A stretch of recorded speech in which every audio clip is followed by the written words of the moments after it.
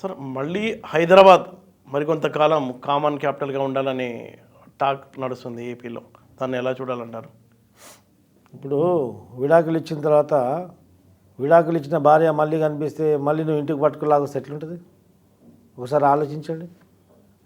అనివార్య కారణాల చేతిలో నువ్వు విడాకులు ఇచ్చేసావు. అవును, భార్య భర్తలు విడాకులు ఇచ్చుకుంటారు. మళ్ళీ ఎక్కడ బజార్లో కలిపాక నువ్వు చేయబట్టుకుని మళ్ళీ లాక్కొచ్చి నడువు ఇంటికంటే చెప్పు తీసుకుని నా భార్య కూడా కొడుతుంది, మాజీ భార్య ఉన్నటువంటి ప్రజలు కూడా దంతరు. అదేవిధంగా సిగ్గులేనటువంటి పని ఇది. ఎందుకంటే చాతకంతనం ఇది. ఈ యొక్క ఆంధ్రప్రదేశ్ ప్రభుత్వం, వైసీపీ ప్రభుత్వం, వైసీపీ పార్టీ యొక్క చాతకంతనం ఇది. ఎందుకు చెప్పాలంటే అంటే దీని వెనుకున్న రాజకీయం ఇది రాజకీయంగా మట్టి. అది దళితులు నాకు రాజకీయం ఉంది. నేను చెప్తున్నా, రాష్ట్రాన్ని విభజించారు.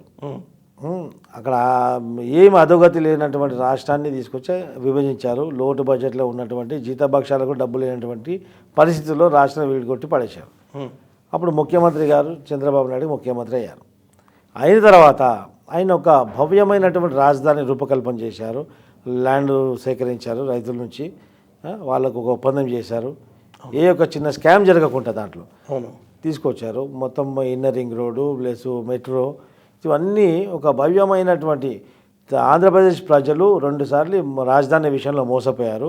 మళ్ళీ ఒకసారి మోసపోకూడదు భవిష్యత్తులో అని చెప్పేసి భవిష్యత్తును దృష్టిలో పెట్టుకొని చంద్రబాబు నాయుడు గారు ఒక భవ్యమైనటువంటి రాజధాని రూపకల్పన చేశారు. ఒక రాజధాని భవ్యంగా నిర్మించాలంటే దానికి ఒక దశాబ్ద కాలం పడుతుంది. 5 సంవత్సరాలు కేవలం నిధులు సేకరించడము, రాష్ట్రాన్ని నడిపించడము, ఆ తర్వాత అక్కడ ఉన్నటువంటి సచివాలయాలు, హైకోర్టులు అవన్నీ నిర్మించడం, అవన్నీ 5 సంవత్సరాలు పూర్తి చేశారు. సో ఒక భవ్యమైనటువంటి రాజధాని రూపకల్పన చేసి ఆచరణ సాధ్యమయ్యే సమయంలోనే వీడు ప్లీజ్ అని చెప్పేసి ప్రజలను పిచ్చోళ్ళని చేసి ప్రజల చెవులో పువ్వు పెట్టి అధికారంలోకి వచ్చాడు. చంద్రబాబు నాయుడు గారు అధికారం కోల్పోయాడు. ఆ తర్వాత ఆయన ఎక్కడ ఏదాకా అభివృద్ధి చేశాడో దాన్ని నువ్వు కంటిన్యూ చేసింటే ఈరోజు చంద్రబాబు నాయుడు గారి కంటే కూడా పెద్ద పేరు నీకు వచ్చేది.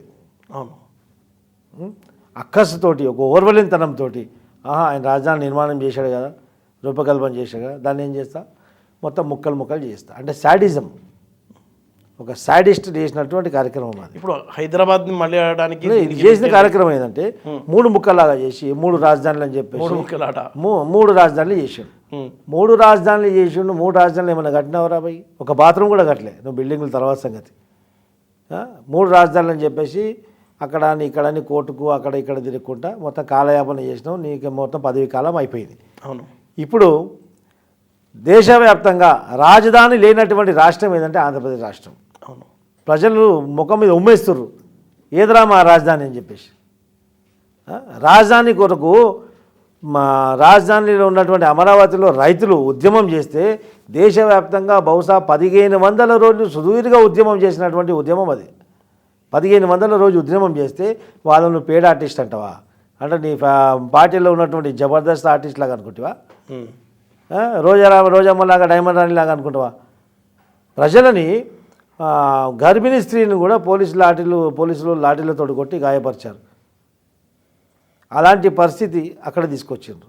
ఈరోజు ప్రజలు ముఖం మీద ఉమ్మేయడం స్టార్ట్ చేసిండ్రు. ఏమైందిరా మా రాజధాని అని. ముఖం లేక ఈరోజు మళ్ళీ ఒక సెంటిమెంట్ రెచ్చగొట్టి తెలుగు రాష్ట్రాల ప్రజలు విద్వేగాలు సృష్టించి 10 సంవత్సరాలు మాకు రాజధాని ఉండే కదా, మాకు ఇవ్వలేదు కదా, మళ్ళీ మేము హైదరాబాద్ని రాజధానిగా వాడుకుంటామంటే ఏం తమాషాలు అవుతున్నాయా? తెలంగాణ ప్రజలు పిచ్చోళ్ళు అనుకుంటారా? బిడ్డ వంగబెట్టి తంతం అందరం ఖబర్దార్.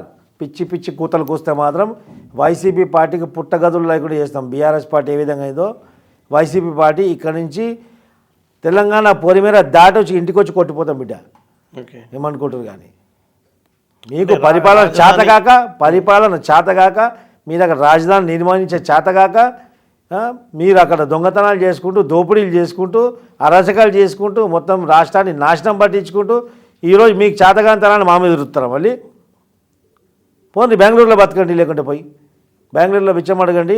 బెంగళూరు ఊరవతల అవుట్స్కట్ల ప్లేస్ కాలేదు కదా, చాలా విషయాలు పంపకాలు ఇంకా పూర్తి కాలేదు కాబట్టి ఇంకొంతకాలం హైదరాబాద్ రాజధానిగా ఉండాలనేది ఆయన పంపకాలు పూర్తి కావాలంటే మరి 5 సంవత్సరాలు ఏం పీకిరు మరి? వీడు దొంగ పోయి అక్కడ పోయి ఏమంటారు చేపల పులుసు నాటుకోడి తినేస్తాడు కదా. ఉమ్.